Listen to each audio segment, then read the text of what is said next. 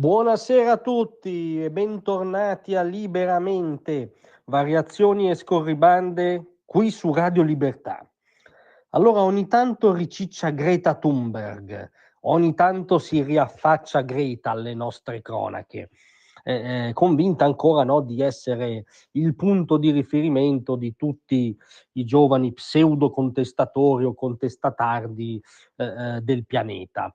Un po' come, non so se vi ricordate, no, Gloria Swanson in Viale del Tramonto, quando scende la scalinata di casa sua dicendo "The Mill, sono pronta per il mio primo piano", ma non c'è più nessun The Mill ed è tutta una sua proiezione, diciamo, psicologica.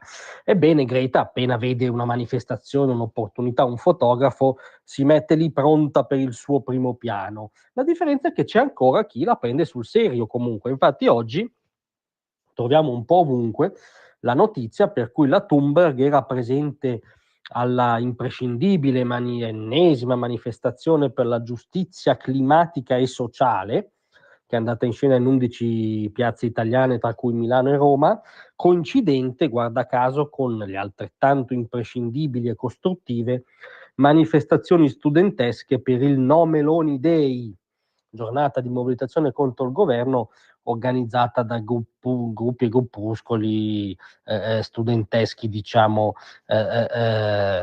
molto di sinistra, per usare un eufemismo. Ma comunque, insomma, c'era Greta. Greta sfoggiava una bella keffia, ha sfilato con gli studenti, si è fatta anche ritrarre in un camion dove c'erano il materiale degli studenti, insomma si è messa ampiamente a favore di obiettivo e di telecamera e ha rilasciato le seguenti, come al solito, sconclusionate dichiarazioni, ma molto istruttive a modo loro. Se come attivista per il clima non si lotta anche per la liberazione della Palestina e per la fine del colonialismo e dell'oppressione in tutto il mondo, allora non ci si può definire attivista per il clima. Cioè c'è un nesso immediato, diciamo, tra il riscaldamento climatico e la causa di Hamas, sostanzialmente. Cioè l'agenda di Greta sembra qualcosa come ripristinare le paludi al grido di Allah Akbar, sostanzialmente. Questo sembra il frullato ideologico che esce da queste dichiarazioni, ma poi ha proseguito, non contenta. Non si può pretendere di lottare per la giustizia climatica se si ignora la sofferenza dei popoli colonizzati ed emarginati di oggi. Uscire dalla zona di comfort e chiedere la fine di questo genocidio, è ovvio, è pacifico, no, che sta andando in scena un genocidio, cioè è acclarato, non si premura neanche di argomentarlo Greta, sta andando in scena un genocidio contro il popolo palestinese, è in gioco tutto, nessuno sarà libero finché tutti non lo saranno. E allora molti giornali, giornaloni manifestano stupore, spesso ci sembra stupore strumentale interessato, per questa presunta radicalizzazione di Greta, no? Per la Greta pro Palinchefia. Ma guardate che è perfettamente normale, perfettamente coerente, era già tutto scritto, tutto scritto. La Greta in Chefia è il perfetto contraltare della Greta eco-fondamentalista, eco-talebana. Le cose si tengono e il filo conduttore comune è il nemico. Il nemico è sempre e invariabilmente la civiltà occidentale.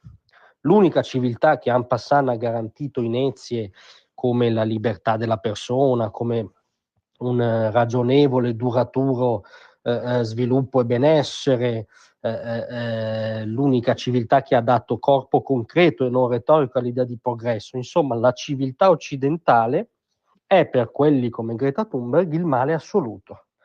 La responsabile delle emissioni e dell'attacco alla natura, non importa che la più grande fonte di emissioni sia oggi di gran lunga la Cina tardo-comunista, nella retorica gretina il nemico è sempre il capitalismo occidentale e quindi a maggior ragione il nemico è sempre quella maledetta enclave occidentale in Medio Oriente che è Israele.